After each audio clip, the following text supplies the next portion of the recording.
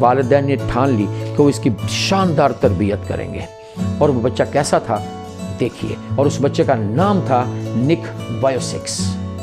निक, देखिए अगर ऐसा बच्चा दुनिया में आता है तो अल्टीमेटली, और बल्कि आप यकीनी बात है कि वालिदैन बहुत मायूस होते हैं। ख़ासकर तरक्की पजीर ममालिक में तो वालिदैन वैसे भी मरने वाले हो जाते हैं कि माजूर बच्चे को कैसे पाला जाए। लेकिन व्यूअर्स, वालिदैन ने अपने बच्चे को हर तरह की खुशियाँ दी, सहूलतें दी। बच्चा देखिए खेल रहा है, हर तरह से खुश है वो, उसके चेहरे पर उदासी मायूसी तो नाम की चीज़ ही कोई नहीं है। निक बड़ा होना शुरू हुआ। निक का वो वक्त आ गया कि उसको स्कूल में दाखिल करवाने के लिए वालिदैन ले गए। बच्चे को स्कूल में दाखिल करवाया। बच्चे ने स्कूल ज्वाइन किया तो स्कूल में गया तो सारे टीचर्स और स्टूडेंट्स स्कूल के परेशान हो गए, कुछ देख के हंसने लगे और कुछ सोच में पड़ गए।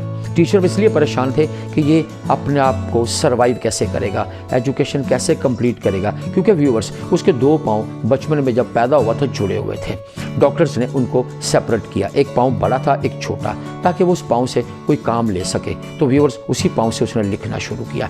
आगे बढ़ता रहा, साल गुजरते गए और निक जो था अपनी तालीम में लोगों से, दूसरे नॉर्मल बच्चों से आगे बढ़ना शुरू हुआ। निक ने अपनी क्लासेस कंप्लीट की, मैट्रिक किया, इंटरमीडिएट किया और फिर व्यूअर्स अपनी एक शानदार डिग्री उसने ग्रिफिथ यूनिवर्सिटी से 21 साल की उम्र में मुकम्मल की। और वो डिग्री थी बैचलर्स ऑफ कॉमर्स। शानदार अंदाज में बैचलर ऑफ कॉमर्स किया। और उसने उसके बाद अपनी एक एनजीओ बनाई। उस एनजीओ का नाम रखा उसने लाइफ विदाउट लिम्स। इस एनजीओ की बुनियाद उसने 2005 में रखी। तो व्यूअर्स 2005 में सिर्फ इस एनजीओ का रखने का मकसद, बुनियाद रखने का मकसद एक ही था कि वो बच्चे जो मेरी तरह नामुकम्मल हैं, मैं उनको जीना सिखाऊंगा, मैं उनके लिए लीडर बनूंगा, मैं उनके लिए सोर्स ऑफ इंस्पिरेशन बनूंगा, उनकी ज़िंदगी से मायूसियों को ख़त्म करूंगा। इसके लिए उसने बहुत से मुल्कों के दौरे किए, माजूर बच्चों से मिला, बड़ा जोश और जज्बे के साथ। माजूर बच्चे देख के उसको अपना हीरो मानते हैं कि अगर इसके पास कुछ नहीं था तो आज ये बहुत कुछ है, तो यकीनन हम भी बहुत कुछ बनेंगे। लेकिन फिर एक टर्निंग पॉइंट आया व्यूअर्स, एक टर्निंग पॉइंट शानदार, और उसकी ज़िंदगी में एक रोमांस का दौर शुरू हुआ। उसकी मुलाकात एक लड़की से हुई, वो बहुत खूबसूरत लड़की, यानी कि ये समझ लीजिए लव एट फर्स्ट साइट, पहली ही नज़र में मोहब्बत। उसकी लड़की का नाम था मिया हेरा। मिया हेरा ने और निक ने फरवरी 2012 में शादी की।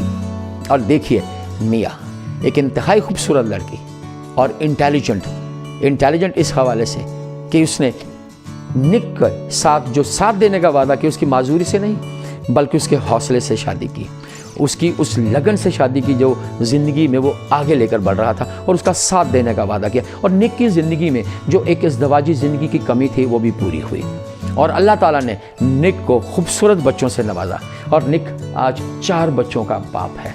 और सबसे हैरत की बात व्यूअर्स, हैरत की बात कि निक ने 8 किताबें लिखी हैं और इनके मुख्तलिफ ज़ुबानों में तराजुम हो चुके हैं।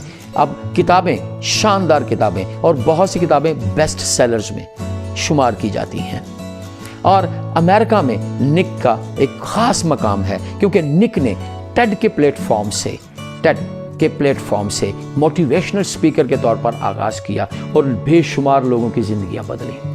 वो जहाँ भी जाता है, जहाँ भी लेक्चर देता है, लोगों से मिलता है, लोग इतने खुश होते हैं उसे देखकर कि उनकी ज़िंदगी की कमियाँ, महरूमियाँ उड़न छू हो जाती हैं, ख़त्म हो जाती हैं, गायब हो जाती हैं, वैनिश हो जाती हैं, और वो ज़िंदगी के नए मकसद के साथ जीने का आगाज़ करते हैं। निक ने पूरी दुनिया में हज़ारों नहीं लाखों लोगों की ज़िंदगियाँ बदली। उसने कभी भी, आप उसकी हर तस्वीर देखिए व्यूअर्स, आपको उसके चेहरे पर कहीं मायूसी, उदासी, अपने इनकम्प्लीट होने का एहसास नज़र नहीं आएगा। एक भरपूर, जानदार और खुशगवार ज़िंदगी वो गुजार रहा है, और आज निक का एक ख़ास मकाम है। व्यूअर्स, क्यों, मैं वही बात मेरी होती है कि क्यों ये गोरे ही क्यों सोचते हैं कि हम इनकम्प्लीट नहीं हैं।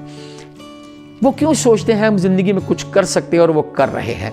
और यही हाल निक का है। देखिए, उसने कभी भी फील नहीं किया कि मेरे बाजू नहीं है, मेरे पाँव नहीं है। वो तैराकी भी करता है, वो इंजॉय भी करता है, हर खुशी से लुत्फ़ उठाता है। तो हम क्यों नहीं?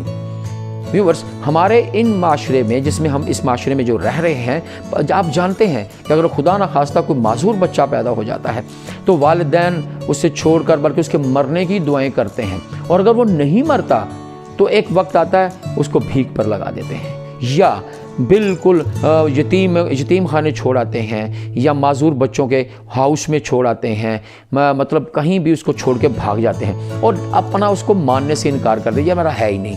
रात की तारीकियों में जो बच्चों को झूले में रख के आ जाते हैं ताकि ये हमारा नहीं है। क्यों व्यूवर्स, कैसे एक माँ ऐसा सोच सकती है?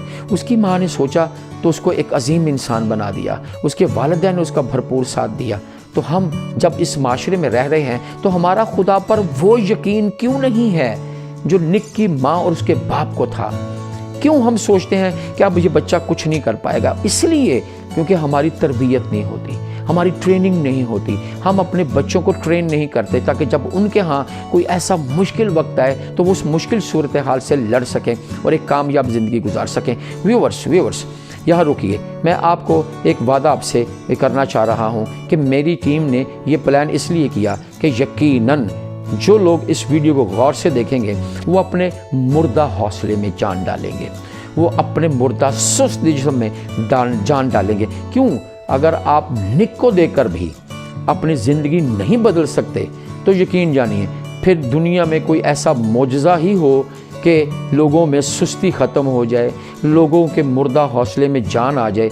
मुझे तो नहीं लगता। अगर निक इम्पॉसिबल नहीं समझता किसी भी चीज़ को तो आप क्यों समझते हैं? जबकि हमारे हाथ हैं, पाँव हैं, आंखें हैं, सब कुछ हैं, हम सब कुछ क्रिएट कर सकते हैं, तो हम क्यों नहीं कर सकते? सोचिएगा ज़रूर।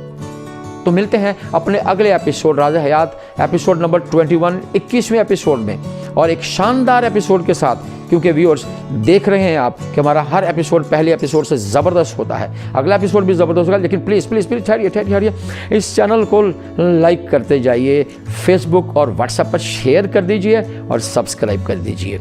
तो फिर इजाज़त दीजिए अपने प्रेजेंटर सैयद ज़फ़र अब्बास को अगले एपिसोड के साथ। हमारे साथ रहिए, अगले एपिसोड का इंतज़ार कीजिए। अल्लाह हाफिज़।